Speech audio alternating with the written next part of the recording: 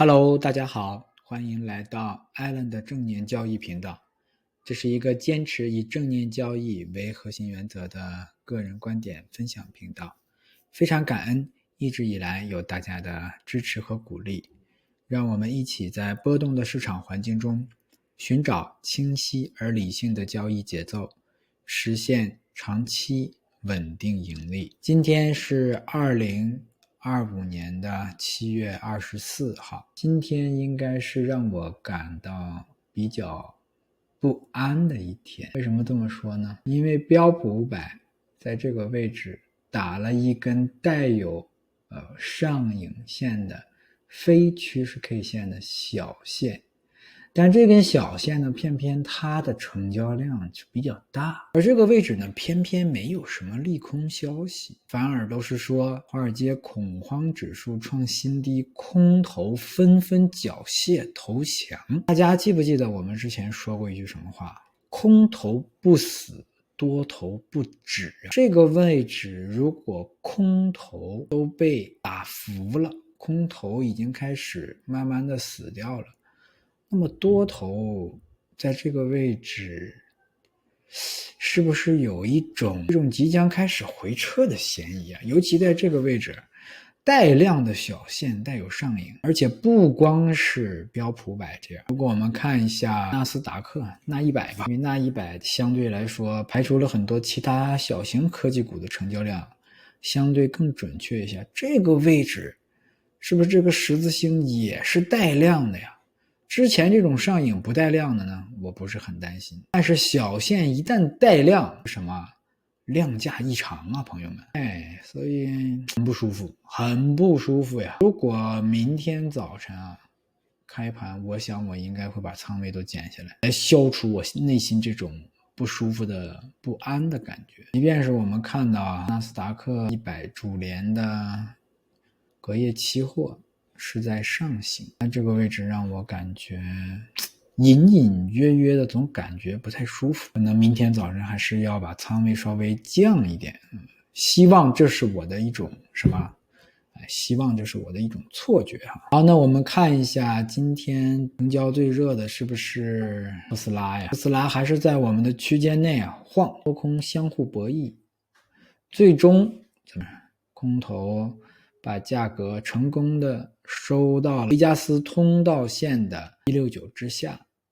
好，那在这个位置我们要看还是之前的规矩，3天能不能跳回到维加斯通道之上，否则这3天如果收不回来的话，它慢慢就把过滤线带下来了。那下一个位置奔哪儿就要奔维加斯通道的4倍线了，就是576和676要去这儿了。所以我们4周前画的这个箱体依旧有效，在这里边多空博弈这里打出了一个逐渐收敛的形态，打出一个楔形。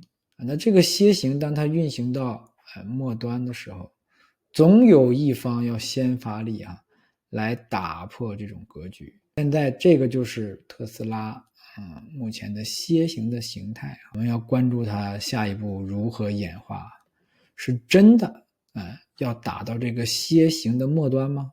还是有一方会先发力英伟达看起来让人心安一些还奔着前高去了，没有明显的顶部形态，也没有明显的量能变化，反而现在看起来这根回探过滤线的放量的小阴线是一个买入机会好，亚马逊新高带有上影，同时带有一定的成交量，你看没看到？这都是有隐隐约约的一旦打出上影线来，就要看第二天怎么处理，是不是之前的上影线都有可能成为阶段性的小顶谷歌走的甚至是更难看一些。这根带量的阴线在这个位置，这是趋势 K 线还是非趋势 K 线呢？是不是更像是一根空头趋势 K 线呢？在这个位置如果打出来空头趋势 K 线，那就要看主力怎么处理了，对吧？是让它是放任它成顶，第二天打一个顶分型，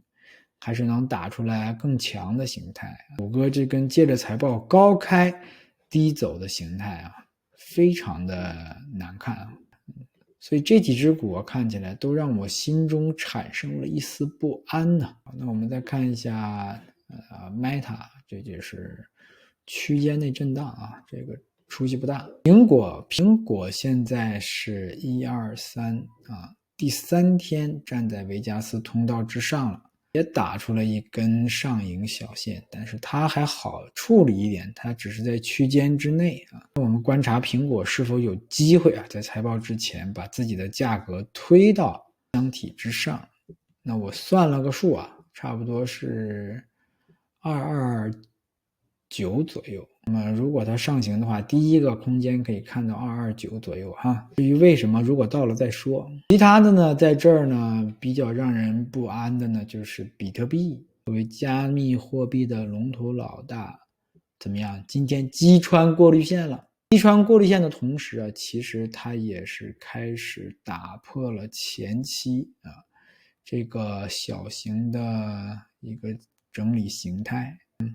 所以在这儿呢，真的让人感觉到不是安心呐，总是隐隐约约感觉好像要发生什么事儿一样，是吧？它如果带量击穿的话，哎呀，很麻烦。以太坊也是，以太坊明明在这打出了一个什么？这是不是一个看涨吞没呀？明明在这儿打出来一个看涨吞没，但是今天，人家就不往上上。如果再打出来一个两阴夹一阳的话，这个形态是不是就会变得很难看呢？所以隐隐约约啊，总感觉会有什么事发生，但是还说不清。一旦有这种感觉怎么办，朋友们？仓位减一减啊，不要把难题留给自己啊，把难题还给市场。所以从我们的组合呢，也是看最近呢，其实都不怎么创新高了，是不是？今天其实都是小小的回落呀。虽然持仓里面基本每一只都是盈利，但是这个仓位还是高。这个仓位明天早晨开盘必须减下来。好，那么这就是我当前的思路。这个位置如果空头真的被打死了之后，多头是有风险的。古话不是都说过吗？鸟尽弓藏，兔死狗烹，对不对？空头都没了，多头去打谁啊？就变成多头和多头之间的博弈了吗？这句话要小心啊，朋友们，要小心。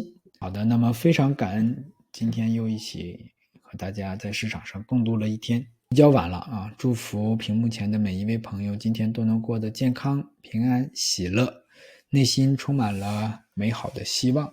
好，我们下期再见。